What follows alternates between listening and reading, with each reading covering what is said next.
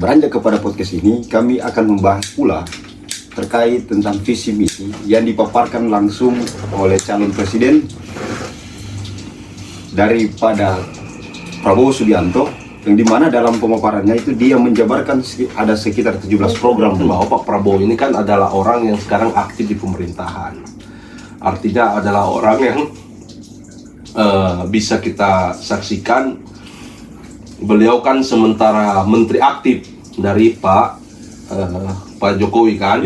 Yang kedua yang saya highlight soal misalnya Pak Prabowo ketika ditanya oleh salah satu guru besar dari Gajah itu mengenai anggaran research and development. Poin ketiga adalah soal ada pertanyaan Bung Rizal soal bagaimana kebebasan berpendapat atau berekspresi di depan publik. Pak Prabowo juga sampaikan betul memang bahwa ketika hoax, ujaran kebencian itu kita tentang bersama. Tapi kalau kritik by data itu jangan juga kita bungkam. Poin pertama yang jadi perhatian saya misalnya soal terma tentang pembangunan kebangsaan. Yang patut diapresiasi itu bahwa beliau secara tegas menyatakan bahwa bangsa ini besar, maka perlu percepatan dan lompatan yang jauh karena tantangan yang dihadapi itu jauh lebih besar di masa depan. Sehingga dia menarasikan bahwa pembangunan bangsa menuju Indonesia emas itu bertumpu pada salah satu tulang punggungnya adalah research dan development misalnya. Yang kedua soal misalnya Pak Prabowo Subianto menyinggung juga soal bagaimana kemudian pembangunan ekonomi itu harus bertumpu di atas kemampuan mandiri bangsa Indonesia.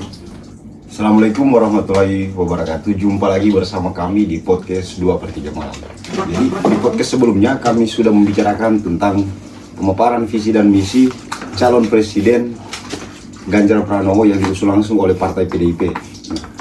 Beranjak kepada podcast ini, kami akan membahas pula terkait tentang visi misi yang dipaparkan langsung oleh calon presiden daripada Prabowo Subianto, yang dimana dalam pemaparannya itu dia menjabarkan ada sekitar 17 program, Bu. Siap. Sebelum kita masuk pada pembicaraan yang nantinya akan coba dijelaskan oleh Bung Ardi, ini beliau sudah ada hadir langsung di malam ini. Untuk malam ini kami sementara menunggu Bung Bertopeng karena beliau lagi ada kendala sesuatu dan hal yang tidak lama lagi insya Allah akan bergabung bersama-sama kami. Menyikapi dari 17 program yang disampaikan oleh calon presiden Prabowo Subianto, Bung Ardi sebelumnya sudah membaca ataupun melihat di media sosial terkait penyampaian calon presiden. Iya, saya waktu itu memang mempersiapkan, atau bukan mempersiapkan, lebih tepatnya sekitaran 2-3 hari lah menonton berulang-ulang diskusi itu Bung Rizal. Menonton berulang bicara gagasan itu kan, mata najwa di kampus Gajah Mada. Setelah saya menonton berulang-ulang dan menelaah secara mendalam dari tema besar transformasi bangsa menuju Indonesia Emas 2045, gagasan Pak Prabowo itu, bagi saya pribadi, subjektivitas saya berkata bahwa nggak ada kebaruan dalam gagasan yang ditawarkan. Kenapa begitu? Karena hampir mayoritas sama dengan baca pres yang lain, ya kan? Sama dengan baca pres yang lain, penekanan-penekanannya juga sama, soal misalnya pemberantasan kemiskinan, pemberantasan korupsi, ya kan? Swasembada pangan dan lain-lain itu. Di sisi yang berbeda, kita juga menyaksikan bahwa Pak Prabowo ini kan adalah orang yang sekarang aktif di pemerintahan. Artinya adalah orang yang bisa kita saksikan beliau kan sementara menteri aktif dari Pak Jokowi kan. Ya. Artinya dari momentum itu kan kita bisa lihat apa-apa yang telah dilakukan oleh beliau ketika menjabat. Beliau sekarang kan adalah Menhan, Menteri Pertahanan, ya kan. Di beberapa agenda juga kan kita bisa menyaksikan misalnya food estate dan lain-lain itu yang memang pada saat sekarang juga masih menjadi masih menjadi perbincangan publik soal keberhasilannya. Itu juga harus menjadi pertanyaan. Itu kira-kira yang saya highlight. Yang kedua yang saya highlight soal misalnya Pak Prabowo ketika ditanya oleh salah satu guru besar dari Gajah Mada itu mengenai anggaran research and development atau anggaran litbang kan, penelitian dan pengembangan soal bagaimana penganggaran riset itu menjadi salah satu hal yang harus jadi cita-cita bangsa ini kan, itu kan ditanya. Sedangkan di sisi yang berbeda kita bisa lihat bahwa di Asia Tenggara saja, by data ini Pak Rizal, di Asia Tenggara saja Indonesia dalam tanda kutip paling buncit anggarannya, artinya paling dalam arti paling kecil, bukan paling buncit, artinya paling kecil dari Asia Tenggara saja. Kita hanya di tahun 2002 kalau tidak salah angka, nanti kita cek sama-sama, dia baru 0,3% dari PDB total, ya kan? Artinya harus ada keseriusan, dan itu Pak Prabowo sebenarnya bisa menjawab itu. Cuman harus beliau pada saat diskusi itu masih membicarakan bagaimana sumber anggaran itu. Sumber anggaran itu apakah dari APBN murni ataukah dari bantuan swasta atau seperti apa. Itu menurut saya penting untuk kemudian kita kedepankan atau kita diskusikan kan, keseriusan baca pres Haji Prabowo. Oh, yang saya sikapi berarti gini Bang. Sebelum kita membicarakan terkait visi misi, kita coba memflashback ke belakang selama beliau menjabat sebagai Menteri Pertahanan. Apa saja yang coba beliau lakukan? Ya, itu kan menjadi pertanyaan. Di sisi yang berbeda, memang khusus pembahasan anggaran sepengetahuan saya itu, khusus pertahanan itu agak tertutup memang. Tidak transparansi ya? Iya, transparansi itu, pembiayaan, pembelian alutsista dan lain-lain itu. Tapi di sisi yang lain kan, seperti yang saya ungkapkan tadi, kayak food estate itu kan jadi Menhan sebagai leading sektor dari food estate, ya kan. Di sisi yang lain yang saya sampaikan tadi itu kan masih menjadi pertanyaan. Di sisi yang lain beliau mencanangkan 17 program, yang salah satu program itu adalah swasembada pangan. Itu bagaimana mensinkronisasi swasembada pangan dengan gagasan food estate yang disapaan Pak Jokowi, yang beliau adalah leading sektornya. Itu kira-kira 2 poin yang kira-kira saya tangkap. Dan poin ketiga adalah soal, ada pertanyaan Bung Rizal soal bagaimana kebebasan berpendapat atau berekspresi di depan publik. Kalau tidak salah, kita bisa nonton ulang, beliau memberikan nilai 8 antara range 1 sampai 10 kan. Range 1 sampai 10. Ini menjadi pertanyaan. Berarti kan dari perspektif beliau, kebebasan berpendapat hari ini sudah agak bagus. Di sisi yang lain, baca pres Ganjar memberikan 7,5, baca pres Anies memberikan 6 poin. Beliau sebagai yang memiliki latar belakang militer, bagaimana kalau angka 8 ini kan angka baik, Bung Rizal, ya kan? Mendekati sempurna, mendekati 10, ya kan? Yang menjadi pertanyaan publik, kebiasaan publik atau memori publik selalu ketika kekuasaan itu dipegang oleh militer yang punya latar belakang, itu diasumsikan cenderung agak otoriter, dalam tanda kutip kan. Ini dengan angka 8, itu bagaimana memaknai angka 8 yang diungkapkan oleh Pak Prabowo dalam diskusi yang terjadi di Gajah Mada itu. Saya kira 3 poin itu yang masih menjadi perbincangan publik, dan itu yang saya tangkap.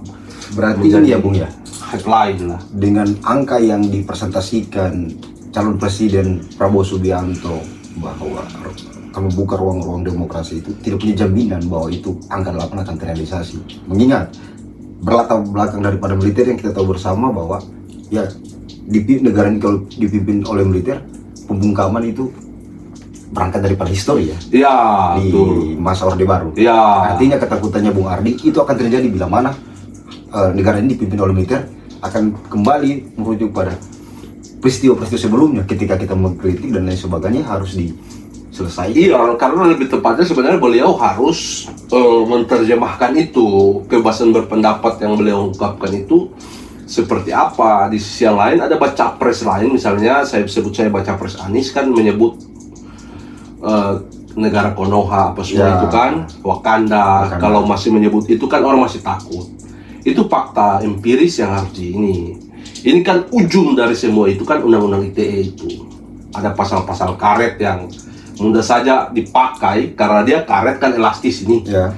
Ditarik-tarik kan mudah saja dipakai oleh APH atau aparat penegak hukum untuk menindak. Toh, penindakan ini kan dasarnya apa begitu kan? Betul memang Prabowo sampaikan betul memang bahwa ketika hoax, ujaran kebencian itu kita tentang bersama. Tapi kalau kritik by data itu jangan juga kita bungkam. Ya kan? Artinya bagi saya di momentum bicara gagasan itu kan harus di brainstorming utuh itu atau diturunkan utuh itu. Ya kan? Pemaknaan angka 8 dari range 1 sampai 10 soal kebebasan berpendapat itu bagaimana pemaknaannya? Maksudnya apakah undang-undang ITE direvisi atau bagaimana untuk menyatakan bahwa tidak ada pemungkaman terhadap pikiran orang, perspektif orang itu bagaimana Berarti kita tidak ada melakukan? kejelasan daripada angka 8 itu kan. Dalam ruang-ruang demokrasi itu seperti apa yang harus dilakukan Iya. untuk memenuhi daripada angka 8 itu. Iya, karena kan ini raport yang diberikan ke Iya. pemerintahan Jokowi hari ini. Nah, Pemerintahan Jokowi ini diberikan angka 8. Bagaimana pemaknaan beliau? Kenapa muncul angka 8? Kan begitu. Kalau saya begitu memaknainya. Atau bagaimana, Bung?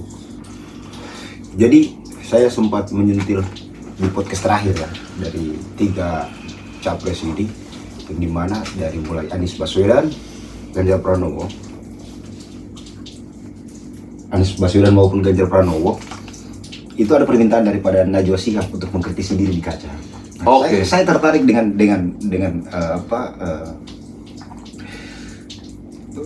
pengiringan Najwa untuk bagaimana kita mengkritisi diri sendiri. Nah, yang kemudian menjadi pertanyaan saya, apa alasan daripada Prabowo dia tidak mau mengkritisi dirinya sendiri di publik, bahkan di depan mahasiswa Gajah Mada dan para akademisi. Hanya dia calon presiden dan tidak mau membicara di kaca.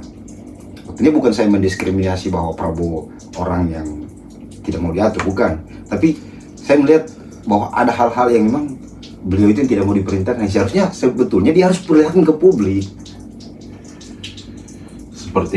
Seperti calon presiden sebelumnya, yang calon presiden yang lain kan, Ganjar maupun Ganjar Pranowo dan Anies Baswedan. Mereka membicarakan mereka punya diri di kaca, di depan publik. Si Indonesia itu bahkan yang menonton siaran itu pasti melihat. Nah, Prabowo sebagai narasumber yang terakhir, ketika diperintahkan, bukan diperintahkan ya, tapi ketika diarahkan mengkritisi, dia nggak mau. Kira-kira ada tidak keterkaitannya dengan angka 8 itu, hal-hal yang bisa menyangkutnya? Oh iya, betul memang. Maksud saya kekhawatiran publik di situ sebenarnya. Maksudnya beliau ini sosok, tapi ini kan asumsi kita. Mudah-mudahan tidak menjadi benar, tapi harapan publik kan mudah-mudahan tidak menjadi kenyataan bahwa ketegasan-ketegasan itu tercermin, itu baik sebagai pemimpin republik, ketegasan-ketegasan itu. Cuman kan kalau nggak bisa untuk berkompromi atau untuk sekedar lawakan, untuk sekedar bercanda, ini kan bahaya juga kita. Janganlah terlalu serius mengurus segala sesuatu serius sih. Artinya tetap pada tujuan, fokus pada tujuan untuk targetannya. Cuma jangan dibawa tegang. Karena orang terlalu tegang hidup ini kan bahaya, Pak Reza. Saya Bisa darah tinggi kan, gini, tak kancing kan. semua calon presiden itu sebelumnya ketika memaparkan pasti kita kritisi apa yang kemudian yang tidak memungkinkan yang kemudian akan mereka sampaikan ke publik menjadi mungkin. Kita yang sebagai pemilih rasional bisa melihat itu kan. Nah, artinya apa? Bahwa lisan narasi yang mereka bangun dengan menempatkan angka-angka itu ke publik dengan gimmick yang tidak sesuai, saya pikir ini adalah tanda tanya besar. Dari hal-hal kecil saja dia tidak mau melakukan itu. Karena saya juga berangkat daripada orang-orang yang sebelumnya Bahaya memang. melakukan gerakan-gerakan di jalanan. Banyak juga saya dapat. Oh, Bung Rizal juga salah satu penggerak itu ya, dulu ya. Ya, Sampai dulu. sekarang ya. Sekarang kalaupun memang urgensi dan mendesak dan memang kita harus dipanggil, ya kenapa tidak kan? Bukan gerakan itu tidak ada batas usia. Ya. Ya, saya melihat hal-hal kecil-kecil itu, ketakutan saat ini kita akan kembali ke masa orde baru itu. Itu bahaya. Pembungkaman ruang-ruang demokrasinya. Tadi kembali ke Bung Ardi bilang ada saja dalil-dalil yang kemudian mereka peruntukkan tadi bahwa akan dikenakan pasal karet. Itu bisa saja terjadi. Padahal kita kan mengkritisi itu kan by data. Kan tidak menjadi soal, bukan sebagai kita menyampaikan ujaran kebencian, bukan pencemaran nama baik. Saya pikir sah-sah saja. Nah, ada ketakutan terbesar yang kemudian Memang hari untuk ini bisa baca pres Haji Prabowo ini itu yang menjadi masalah serius untuk beliau menjawab itu, dan memang harus masif beliau menjawab keseluruhan kekhawatiran publik itu. Kan batu Bung ya. batu cuaca yang polusi udara ini guys. Kurang-kurang itu. Ya lanjut Bung. Di posisi yang berbeda memang baca pres Prabowo ini kan sudah tarung berapa kali Bung? 3 kali dengan ini kalau nggak salah. Sebelumnya wakil mendampingi Mega yang awal pertarungan ya di tahun 2004 kalau nggak salah. 2009 2014 maju lagi, 2019 maju lagi. Ini keempat kali. 3 kali. Keempat nanti. Ya. Waduh. Ini kan yang menjadi juga perbincangan hangat itu soal apa namanya masa lalu yang belum dijawab belum dijawab secara gamblang. Cuman memang di Najwa on state itu juga di bicara gagasan mata Najwa memang tidak ada pertanyaan serius soal itu. Tapi kan di beberapa aktivis juga, misalnya Budiman apa semua itu kan sudah merapat ke beliau, ya kan, secara tidak langsung mau disebut bahwa urusan-urusan itu clear. Tapi di sisi yang berbeda, pertanyaan itu masih selalu diungkap-ungkapkan orang soal pelanggaran-pelanggaran masa lalu itu. Itu yang menjadi problematika serius. Saya menyikapi seperti ini Bung. Kalau Bung Ardi melihat keberpihakan hari ini Budiman Sujatmiko yang sebelumnya menjadi bagian daripada kader PDIP ya, yang sekarang menyatakan sikap mendukung Prabowo, bahwa isu-isu sebelumnya itu yang marak terjadi oleh beliau, yang sering beliau disandungkan dengan isu dia pelanggaran HAM. Artinya ketika keberpihakan itu, keberpihakan Budiman Sujatmiko yang hari ini berada pada garis perjuangan Prabowo Subianto, itu bukan suatu jaminan ataupun jawaban bahwa problem sebelumnya itu sudah diselesaikan. Karena ada beberapa di media, aktivis-aktivis di 98 yang kawan-kawan mereka itu sampai hari ini tidak punya kabar, menyatakan bahwa isu ini, kasus ini belum selesai. Artinya Budiman Sujatmiko bukan sampel bahwa isu ini sudah selesai.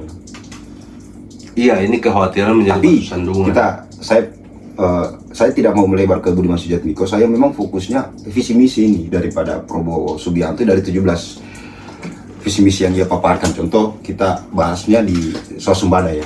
Di tahun 2022 itu swasembada Indonesia mencapai 90%, angka 90%. Kemudian dengan nominal 33,3 ton penyediaan pangan. Itu di tahun 2022. Itu beras atau semua? Beras ya. Nah, itu peruntukannya untuk ya pelaku-pelaku UMKM, masyarakat kecil, ekonomi, dan restoran-restoran kan. Nah, yang sejauh ini yang saya coba sikapi, apa capaian dari para Prabowo untuk berarti punya capaian untuk menambah swasembada itu pangan tadinya 90%, berpotensi dia tidak perlu bekerja berat untuk merealisasikan 100%-nya dari para pangan. Kan begitu? Oh, berarti memang sama saja semua bisa melakukan itu. Artinya bahwa tidak ada pembaharuan. Ya. Kan? Dia hanya melanjutkan aja. Kan begitu? Ya.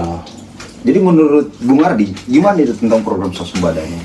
Kalau makanya saya memulai dengan, saya pikir memang hampir semua baca pres, bukan hampir ya, rata-rata sama. Sama ya? sama gagasan dan ini. Cuman kan lagi-lagi saya bilang soal rekam jejak, soal apa yang telah kita kerja, soal visi jangka panjang ini kan memang cita-cita.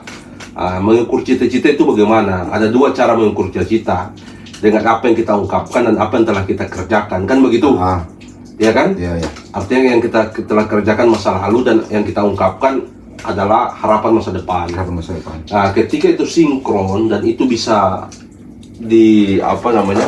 itu bisa menjadi satu bagian tak terpisahkan dari upaya kita untuk mengerjakan itu ke depannya, itu baik. Tapi kalau kemudian itu tidak terpenuhi, itu agak berat. Nah, sebelum kita lanjut pada pembahasan itu, kita sudah kedatangan Bung Bertopeng. Siap. Dia sudah berada di tempat tinggal kita. Silakan untuk Bung Bertopeng mungkin bisa duduk membersamai kami di 2/3 malam ini. Silakan Bung, beliau ini kayaknya lagi perjalanan jauh ya Bung ya. Maju dikit Bung.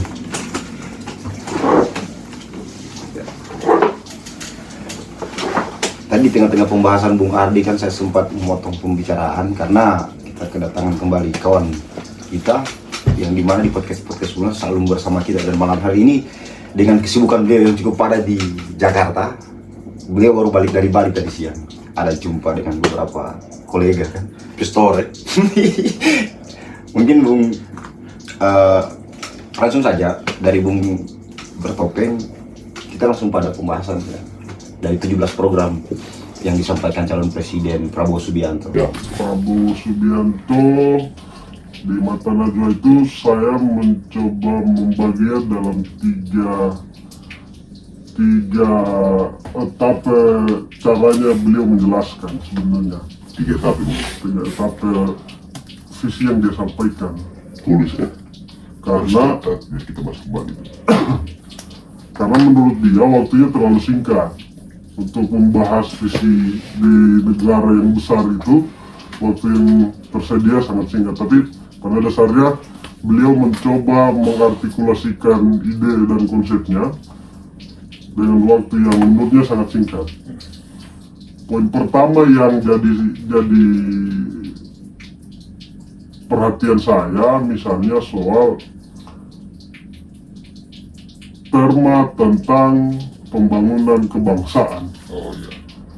Pembangunan kebangsaan itu kan pada dasarnya bicara soal entitas kebudayaan dan entitas manusia Indonesia berikut dengan di mana mereka tinggal. Artinya bicara soal terma kebangsaan itu pada dasarnya mendahului diskusi tentang negara, karena gak ada negara tanpa ada bangsa yang menempati wilayah teritori yang secara langsung menjadi syarat dari berdirinya sebuah negara. Itu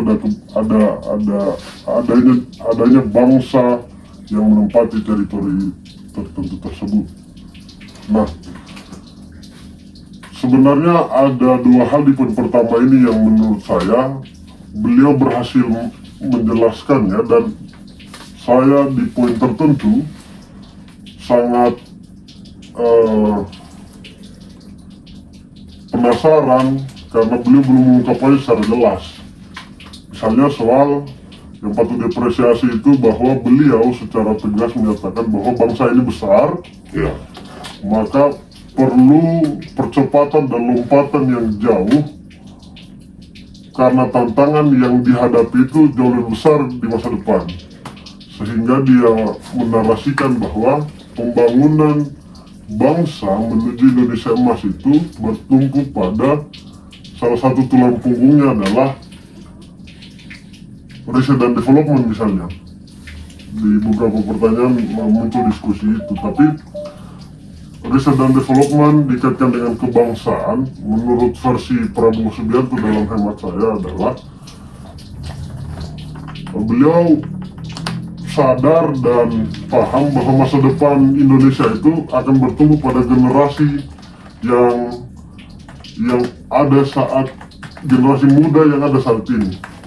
Misalnya beliau menyinggung tentang bagaimana dia menyelesaikan problem air bersih di wilayah Indonesia Timur yang kekeringan melalui basis Universitas Pertahanan di mana beliau pimpin. Tapi menurut saya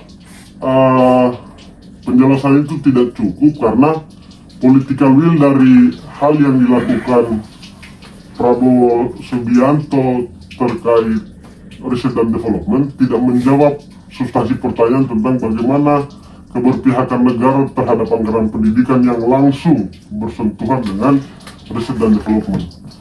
Itu poin yang menurut saya cukup kritis di diskusi itu. Misalkan yang kedua soal misalnya Pak Prabowo Subianto menyinggung juga soal bagaimana kemudian pembangunan ekonomi itu harus bertumpu di atas kemampuan mandiri bangsa Indonesia, sehingga di masa depan kemandirian kita sebagai bangsa dapat ditopang oleh anak-anak bangsa Indonesia sendiri. Tapi lagi-lagi beliau hanya menjelaskan hal yang sifatnya sangat makro, di mana kita tidak bisa menelusurinya secara langsung. Maksud saya, ketika kita bicara anggaran misalnya, harapannya sebenarnya saya ingin mendengar ketika Pak Prabowo Subianto jadi presiden, dia akan menambah kuota beasiswa LPDP tidak hanya untuk S2, tapi di level sarjana pun pembiayaan ini dapat diakses misalnya jauh lebih luas dengan model kerjasama di mana Prabowo Subianto dengan lobby politiknya dan pendekatan apapun itu harus punya kebijakan yang tegas soal misalnya di 10 orang di tiap provinsi anak-anak terdidik dengan prestasi terbaik akan dikirim di 10 kampus besar dunia. Menurut saya ini langkah yang sangat bisa kita lihat langsung dan berimpact, punya komitmen yang tegas soal bagaimana beliau memimpikan visi 2045 dengan langkah yang terukur. Sebab kenapa kita belajar dari kembali ke restorasi Meiji misalnya ketika Kaisar Hirohito setelah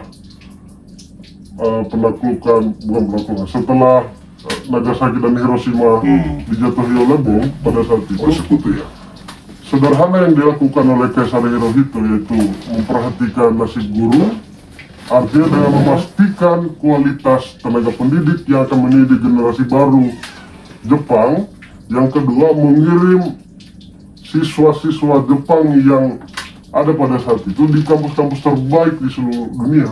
Salah satunya misalnya untuk engineer belajar ke Jerman, untuk calon-calon ekonom Jepang pada saat itu dikirim di Amerika dan seterusnya.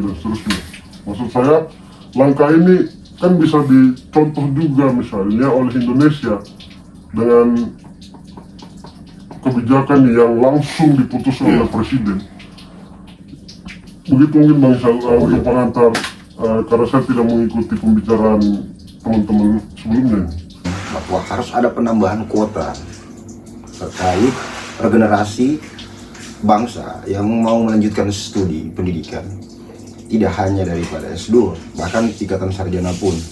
Nah, yang saya coba sih berarti sejauh ini masih ada pengurangan kuota untuk kawan-kawan, untuk regenerasi kita, kawan-kawan sahabat kita yang mau melanjutkan studi dibantu oleh negara, yang itu yang biasa kita sebut dengan beasiswa LPDP.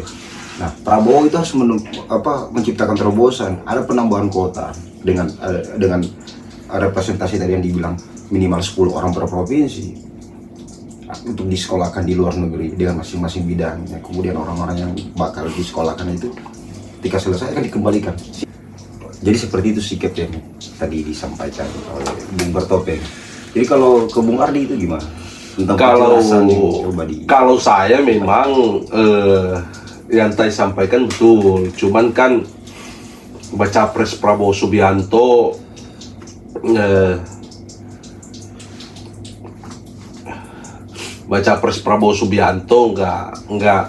nggak spesifik menjelaskan itu. Dan memang kalau saya lihat dari ketiga calon yang mengungkapkan gagasan di Najwa ini,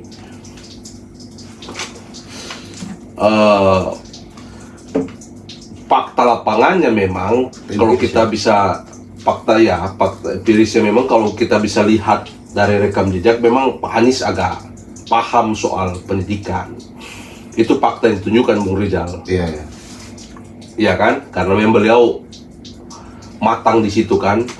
Kalau soal anggaran dan lain-lain, penambahan dan lain-lain, ini kan sudah dilakukan juga oleh pemerintahan sekarang. Cuman lagi porsinya dan sesuai orangnya kalau saya. Bukan soal kuantitas berapa orang per provinsi, itu bukan itu kalau saya poinnya. Poinnya adalah siapa-siapa. Yang soal adalah kalau itu adalah anak pejabat, ngapain juga? Iya kan? Bagaimana kita memastikan itu? Memastikan itu adalah berarti harus dengan perekrutan secara terbuka, Bung Rizal. Secara transparan ya. Secara transparan, akuntabel, dan harus ada ukurannya. Ya kan? Harus ada ukurannya, dan setiap kita harus memastikan bahwa orang-orang yang akan melanjutkan studi ataupun yang akan dibiayai oleh negara ini, yang akan difasilitasi oleh Republik ini adalah orang-orang yang memang betul-betul serius dan pas untuk untuk memastikan bahwa orang-orang itu adalah orang-orang miskin, ya kan, berprestasi, ya kan, mampu buat untuk Republik, tidak memikirkan dirinya sendiri-sendiri, dan bukan orang-orang yang punya privilege karena dia ada pejabat, karena dia punya akses. Enggak, jadi sama rata sama ini. Dan setiap generasi baru yang mempunyai potensi kita maksimalkan. Oh, berarti sistem dalam perekrutan untuk kota iya, itu kan salah satu jalur aja. Metodenya seperti CPNS, metodenya dan transparan begitu.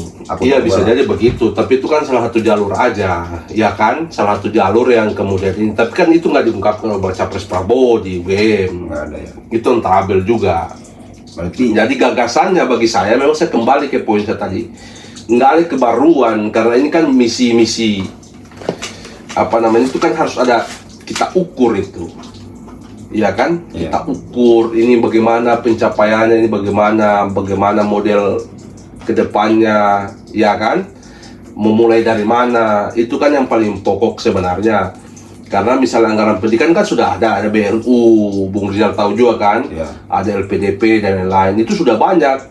Cuman kan yang menjadi problem juga yang serius hari ini adalah ketika orang dapat LPDP, kuliah ke luar negeri, rata-rata mereka nggak mau balik. Alasannya apa? Itu sudah dia perbincangan, kita bisa cek di internet.